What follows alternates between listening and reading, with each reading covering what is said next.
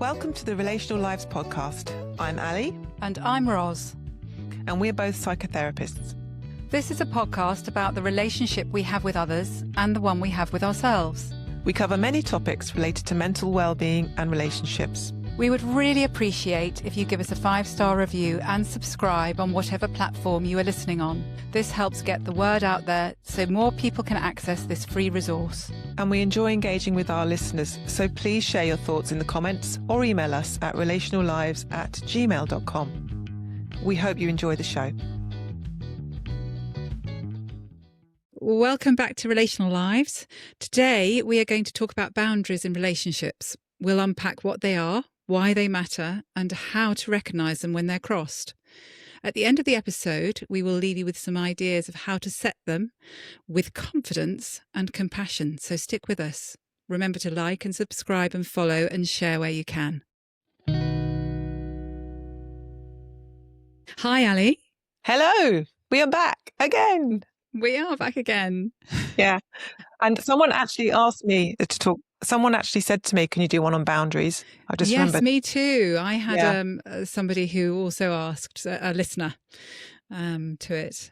Okay. Let's think about what do we mean when we're talking about boundaries in terms of relationships, basically, aren't we? We're talking about what a boundary is and how we could think about that is how we kind of protect our time and our energy and our safety. And what we're wanting to do with boundaries is create relationships which are fair and respectful. I would also add that it's not just within relationships with others. It's also about the relationship with yourself, isn't it? I think that's a really good point. It is a self thing as well. You need a boundary for yourself. Yeah. So which fits so well with our podcast, doesn't it? Because what we're wanting to do is about the relationship with ourselves and the relationship we have with others. And so this does, you're spot on. I think it really covers all of that, doesn't it? That's all right. It's a bit like our episode on AI, isn't it? That I'm giving you a great question. Great point. Anybody who wants to listen to the AI episode, you can go back and see what we're talking about. So yes, they can come in different forms, can't they? So like you say, it's the relationship with ourselves, with the boundaries there, the boundaries we have with others. And I think it can be on different levels, can't it? In terms of the physical boundaries, like our safety. Yeah. And touch. I think some people kind of can find that tricky. And even personal space, that boundary we have in terms of that imaginary bubble that feels comfortable.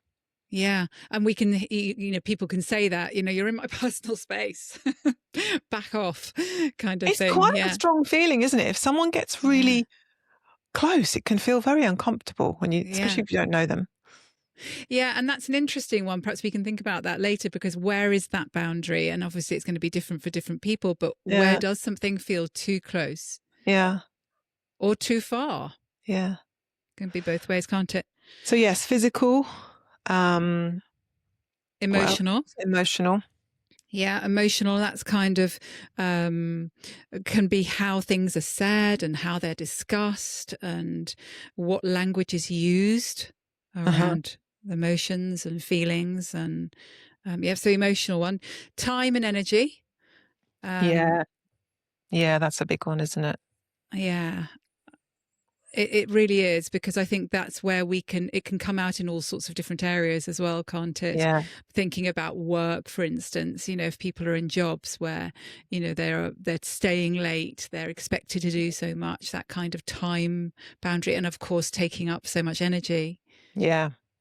Yeah. And taking away from other fun things that they might be doing. I think another area is digital. That kind of the digital boundaries and what happens within the digital world as well. Phones, social media, and also what that's like within a relationship, where the boundaries are in a way with that. If there's a lot of phone use and where, you kind of lose a person, you lose that sense of them, don't you? And again, that sometimes can be a boundary within the self, isn't it? With that actually, what boundary do you need for yourself with that? Even before it's a boundary with being around others. Yeah. And then I think another thing that can come up in relationships is financial. That can be another area where, it's like, where are the boundaries? Where is it shared and respectful? Yes. Yeah. Totally.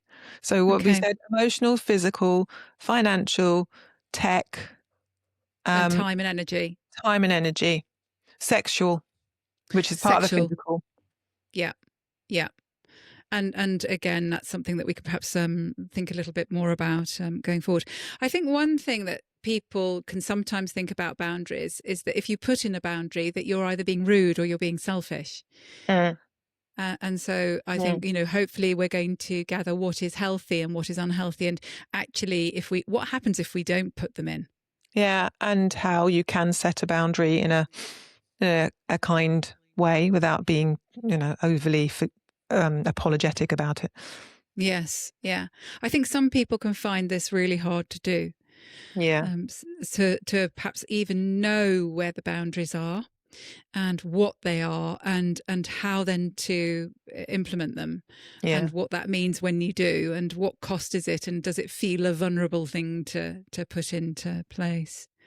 So people do, we can struggle, can't we? We can all struggle, I think, with this. And perhaps we could think about, Ali, the ways that we can tend to struggle. How do they tend to come out in a where it's difficult?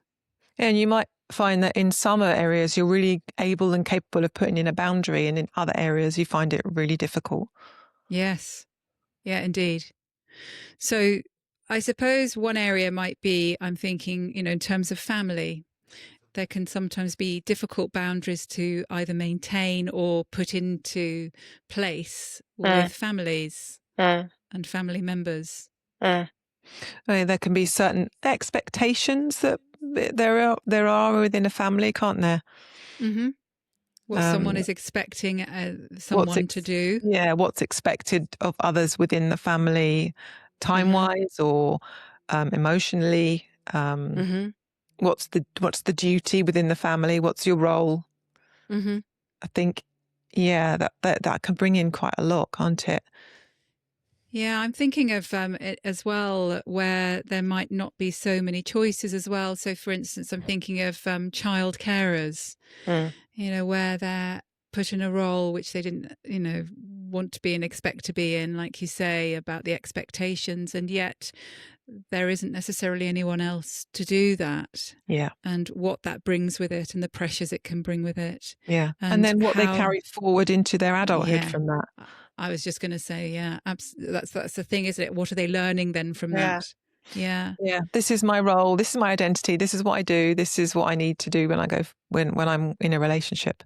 Yeah. And then I think also, I was thinking about, adult children who may live at home, and how that can play out in terms of they're not children anymore. And, and more youngsters are having to live at home now because of the cost of living, and how hard it is to be out and find your own place to live and whatever because of the cost. So I think that can again be impactful in terms of boundaries, and how does that play out? Because I think sometimes there can be a sense of regression, can't there, when adult children might be going home to having the expectations of what mum or whoever, dad or whatever, would have been doing for them, and how to put those boundaries back into place. Yeah. I think there's very often a regression, isn't there? When as an adult you go back into the family environment, it's just talking with someone about this recently. It's just so natural that you fall back into the role that you had within that family dynamic. Yeah. And then I guess even, not just with adult children, but, what it's like to set boundaries with, I'm thinking of teenagers, that's a time of exploration where they're kind of pushing the boundaries more potentially, and how parents can manage that and what they do in order to kind of have enough flexibility that they're able to explore and experiment and understand and gain their identity from that time, which is so important, and develop it. And yet also what parents might be fearful of, and how to kind of put and communicate and put those in. That is such a hard one, isn't it? As a parent, to know, okay, what's an appropriate boundary here? And then you think, okay, I've got the appropriate boundary, and then that is no longer an appropriate boundary, and they're pushing the boundary, and they're older, and it's hard work trying to navigate where is the line and how much should I give on it. It really is, and maybe something we can do an episode on actually at some point around parenting and what that brings with it. But I think boundaries are often talked about. Often people say, "Oh, they're pushing the boundaries again," or which is what they are going to do, isn't it? It's part really of their development. Yeah, but for parents, how do they then manage that? It's a tricky one. So families, I think, can bring up all sorts of examples of boundaries. Work is another one, I think. I think for people who work, and we mentioned earlier about energy and time.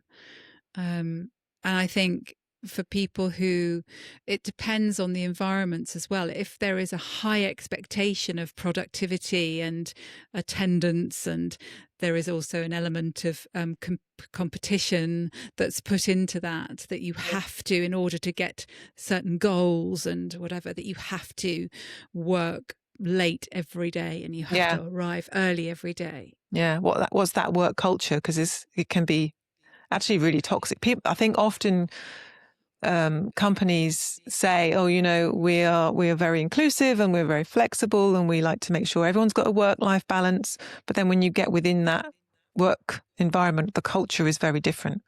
People working late, people, working from home when they shouldn't be, in the evenings and weekends.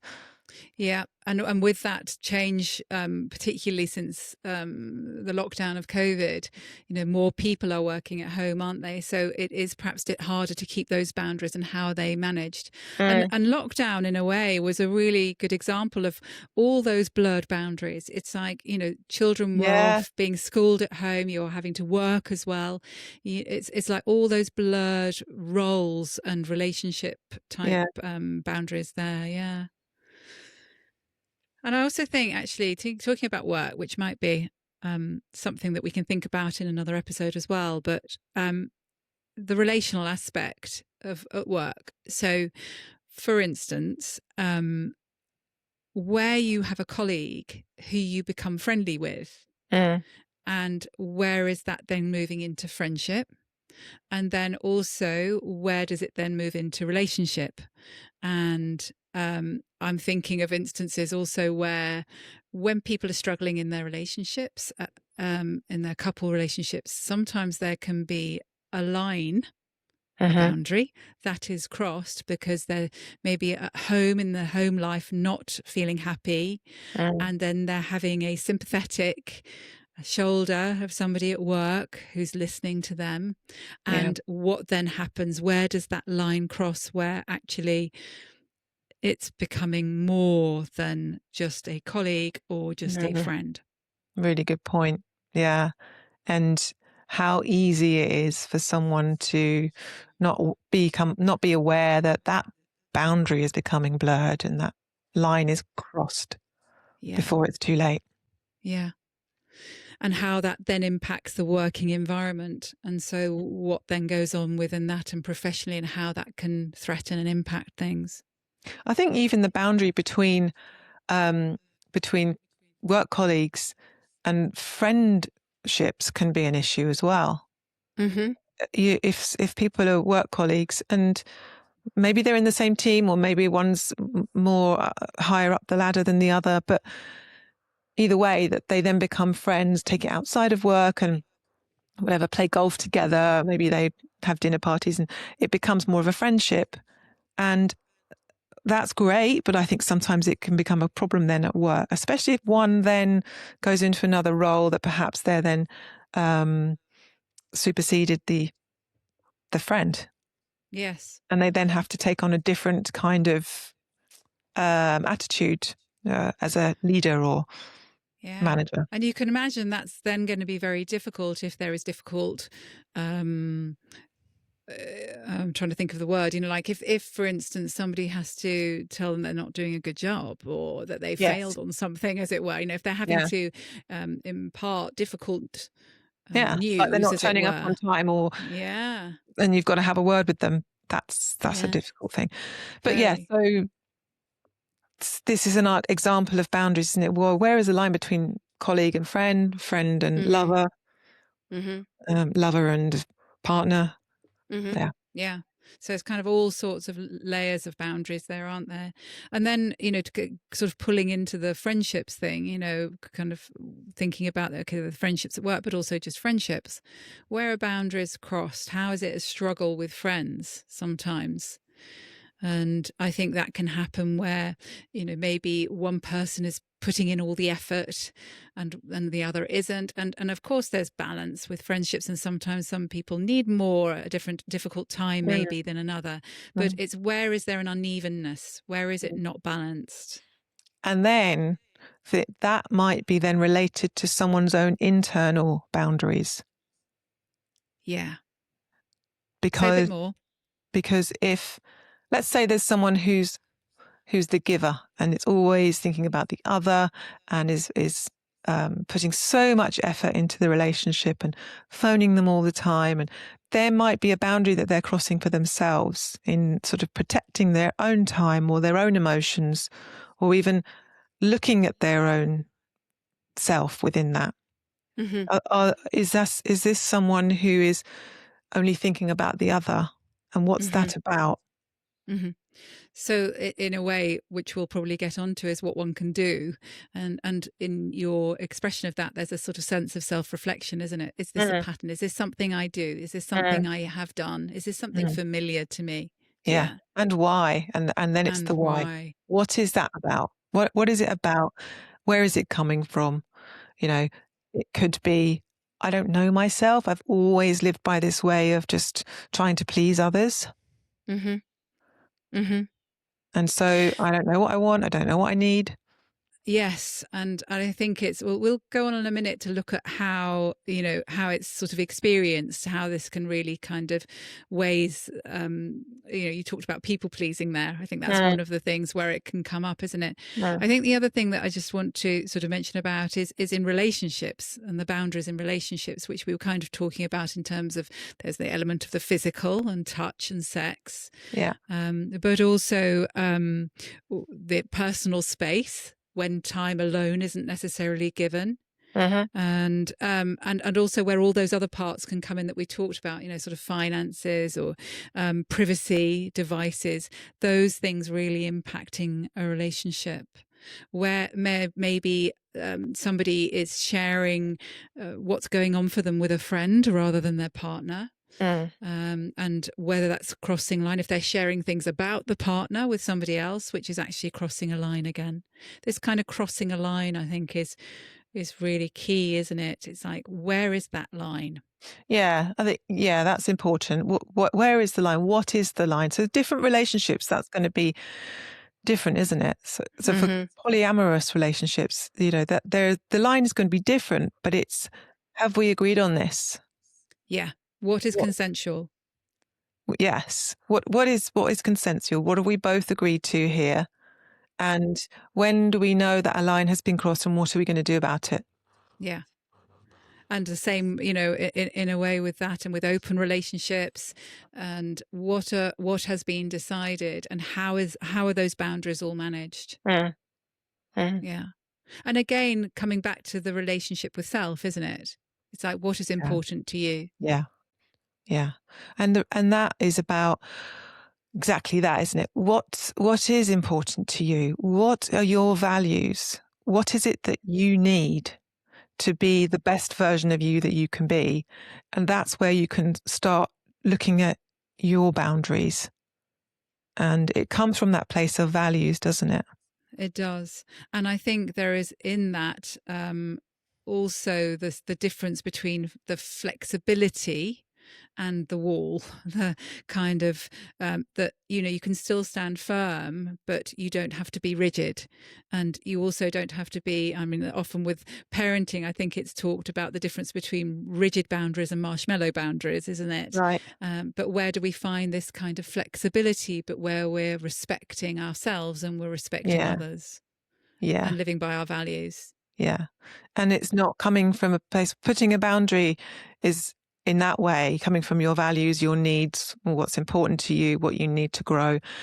Mm-hmm. That is different to putting a boundary in as a punishment. Yes. Good point. As a punishment or as a consequence. That's a different thing.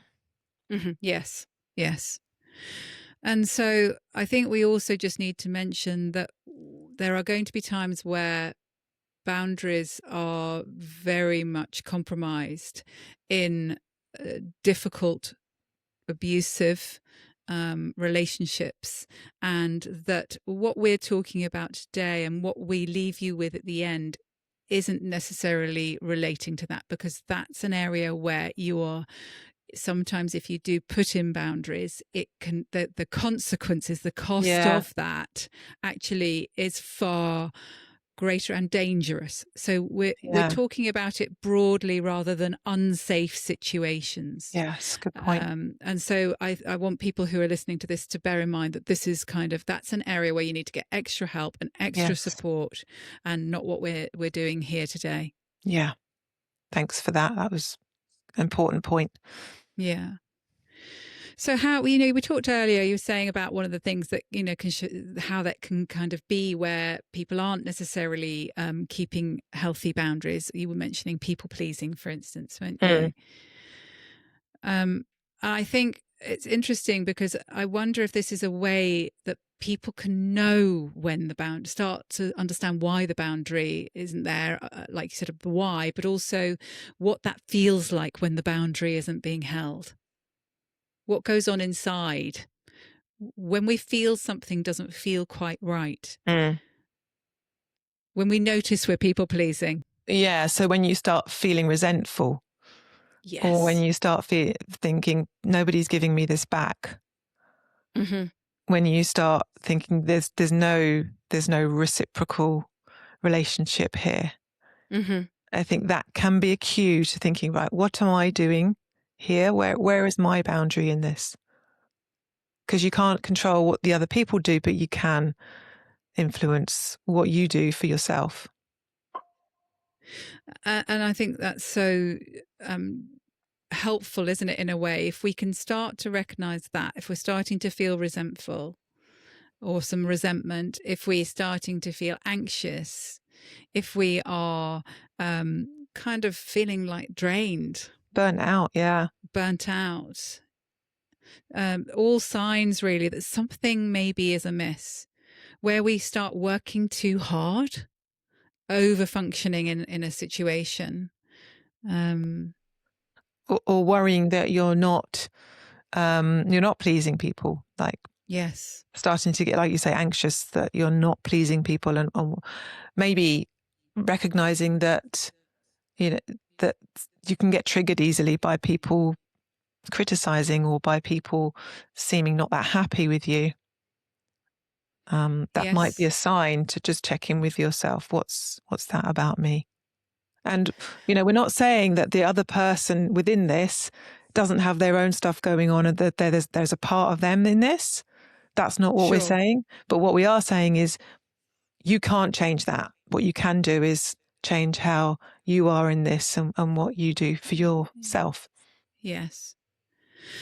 So is it helpful perhaps just to have a think about where this comes from in terms of when we don't necessarily have healthy boundaries, where we do start to recognize some of those things that we do, when maybe boundaries aren't placed, where this can sometimes come from?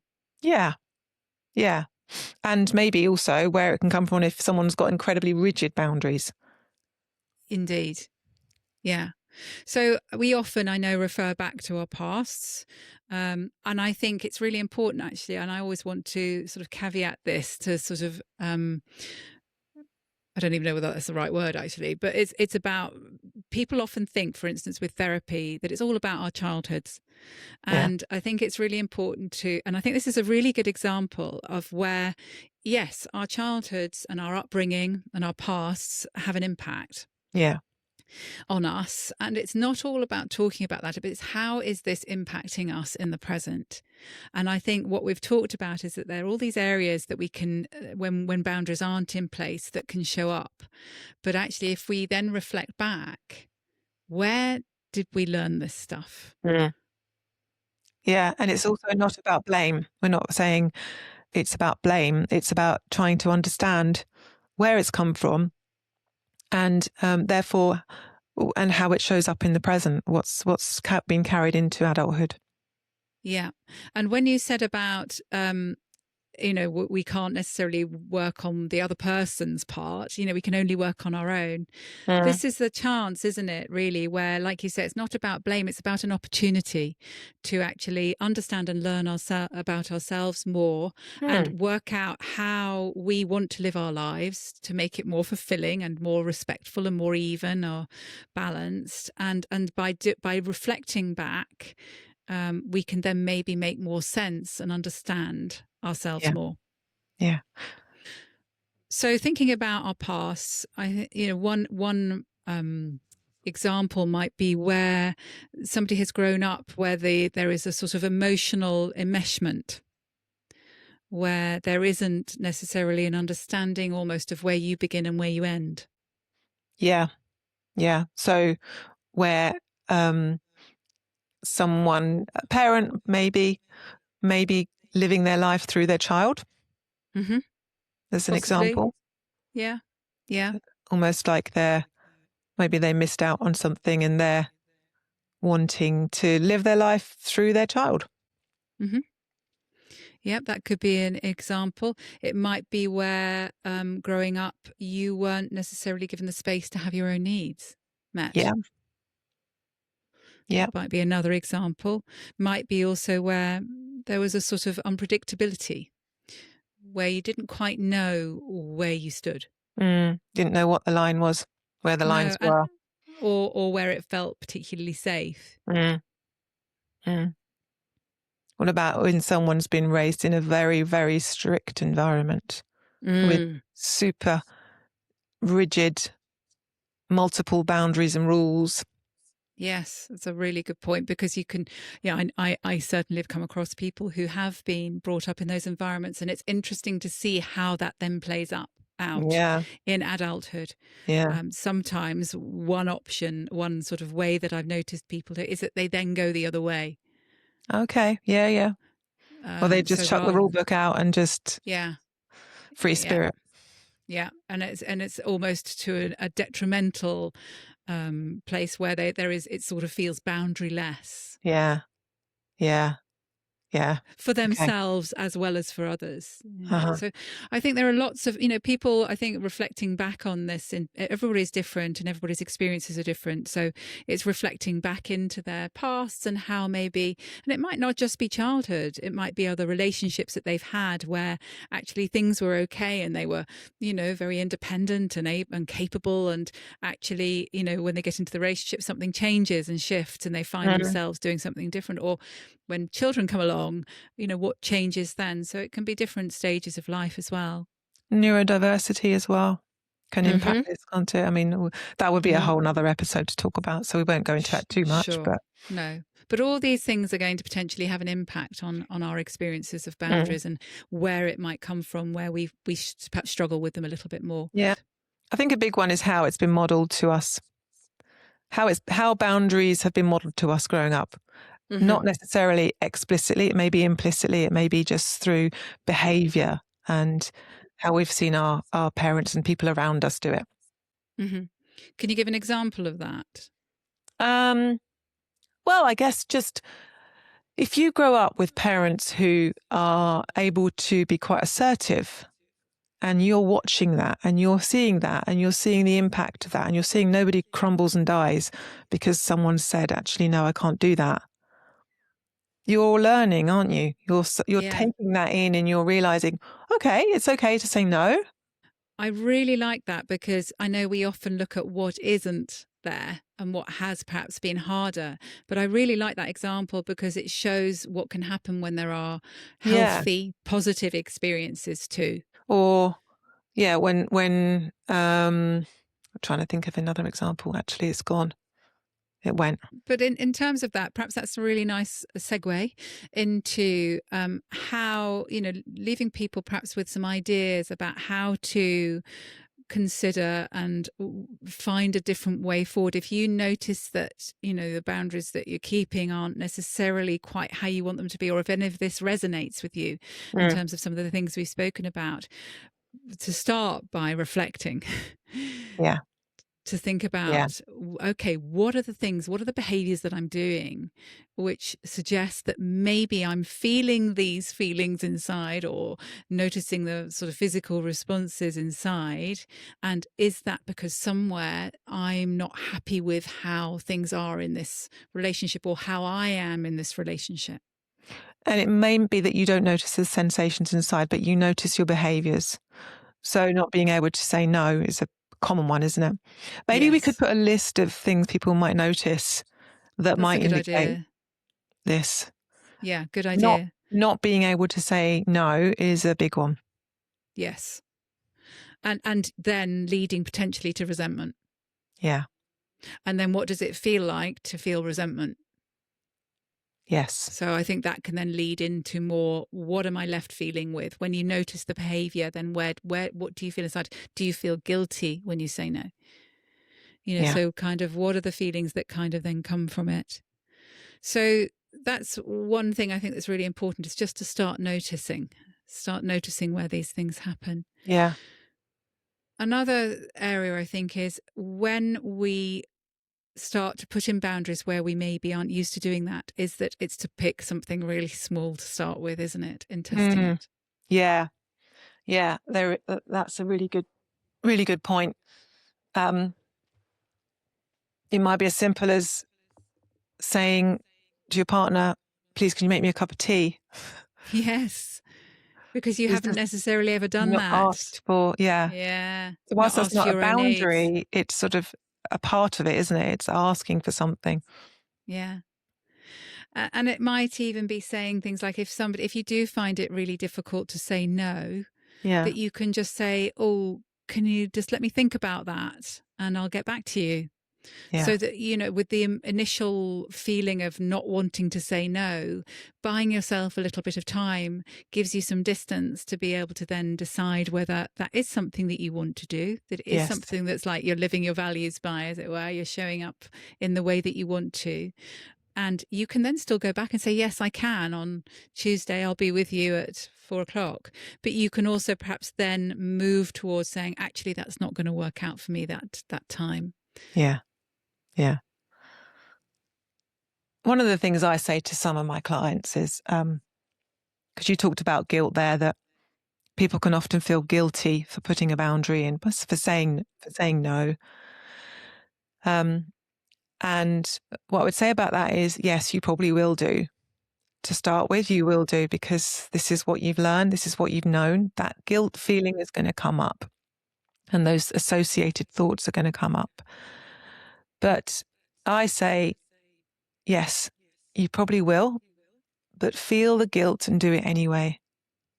There's an old book, I don't know if you know it, Feel the Fear and Do It Anyway. It's a great book. Yeah. I don't know if it's still published, but a very good book.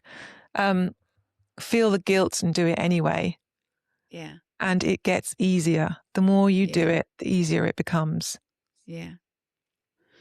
And I think that's so important, isn't it? With anything that we talk about, actually, the difficult feelings are difficult. And sometimes, that riding through it, I use the example actually in terms of that, where I don't know whether anybody has read to their children or children that they've come across, we're going on a bear hunt. Oh, And yeah. it's like, you can't go over it, you can't go under it, you can't go around it, you've got to go through it. And I often use that example with therapy and these the emotions that we have to go through. Yeah. So I think that's really helpful, that we might still feel these difficult feelings, or these find that we might even still go back to doing the same thing, that, well, we didn't say no, but it's not, it's okay. It's like, Of course okay, you're we not can going to have do it all the time. a kinder, compassionate voice coming in, where we can then say, it's okay. I'm aware that I didn't do it then. Great. You kind of caught it. Fantastic. Try again, try another situation, maybe break it down into something smaller. Yeah. I think people are often afraid that if they've been someone who hasn't been able to put boundaries in and they've been fairly passive, they're often afraid that being able to be assertive and put a boundary in is going to come across as aggressive because it feels so different to them. Yeah. And so practicing again, that might be a good thing. So if you've got a good friend who you know that they understand you and you can feel like you can share this with, maybe practicing, how does this sound? I mean, some people I know do those things, don't they, where they kind of those affirmations that people have when they look in the mirror, but it might just even be saying it out loud, even recording yourself if there's no one to hear you, to see what actually does it sound like. Does it sound, sort of giving some distance and perspective? Am I really sounding aggressive, or am I just actually starting to sound like I'm respecting myself and meeting my own needs? Yeah. Could we give some examples of how someone might do that? Some examples of how someone might be able to say no in a way that's assertive but not aggressive? Yeah, I mean, I suppose one would be, I really appreciate you asking me that. I really appreciate that you've done that. But actually, I'm not able to do that at this time. Yeah. Yeah. So that there's kind of a kind of wrapped up in something that feels kinder and nicer and less, no, I'm just not going to do that. Although having said that, for those situations where actually people are taking too much, they might be shouting at you. In those instances, it's very hard sometimes, isn't it, to say, like, this is not okay. And so sometimes it does need to be a bit more firm, doesn't it? And sometimes it can be, a bit of a softer approach. I was just thinking of something there. Where was I going with that? I keep doing that. Don't worry, it's our age and stage of life. I want to pick up on what you just said, actually, because I think also that can relate to internally. I sometimes, with my clients, talk about setting boundaries where you have this image of a hula hoop. And you imagine this hula hoop that you're holding, and you're in control of that hula hoop. And you can bring people closer to you. Not the crisp, by the way. No, not the crisp, an actual hula hoop where you would be doing hula hooping around your waist. And I'm sure other people do it around other limbs as well. But the hula hoops that we used to use or can use, it's if you've got hold of that and you've got it around you, and you can have a sort of equidistant space around you, you can bring it closer, so you can bring people closer, and you've got more space behind you or at the sides. And it's sort of this notion that we've got these external boundaries, but also internal. And I think when you were saying about sometimes we have to be a bit firmer, if you think of the critical voice that we can sometimes have inside us, and we can kind of be pushed around a bit by that, but also how we are perhaps thinking that we have to do something, that we should, we ought, we must. And that's not necessarily respecting our own boundaries for ourselves, that we have to have internal boundaries too. And we can perhaps have a different voice that we speak to ourselves around inside, rather than saying, oh, we really should have done that. Instead of that, we can internally be saying something like, okay, that's interesting that you think that you should do that. Let's just be curious about that for a minute, because maybe there's a different way we can speak to ourselves. Yeah.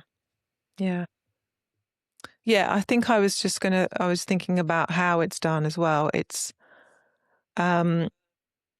okay to not flower it up. To not what, sorry? To not flower it up. Yes. Do you know, it's okay to say, no, I can't do that. Yeah. It's putting a boundary in. Yeah. I think also in terms of time limiting, so if we sometimes think that or experience that our time is being taken and taken and taken, we can say, I've got 15 minutes, and then sticking to it. Is that going to be helpful? Or would you like to make another time when perhaps I can put in more time? Yeah. Is there anything else that we can think of that can help? I think using I messages can be, I know people often talk about this, don't they? I am feeling this, or I am needing this. I need this. I'm feeling this. I would like this. Rather than, you need to stop doing that. you're doing it wrong, you're the problem. This is what I need for me. And that's a real lovely ownership, isn't it? It's taking responsibility. So it is going to be difficult at times, especially if you haven't been able to put boundaries in place for all sorts of valid reasons.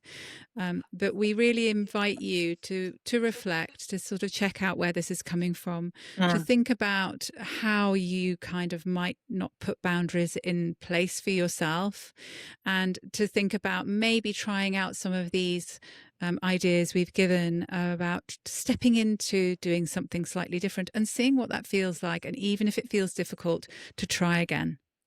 Feel the guilt and do it anyway. Yeah.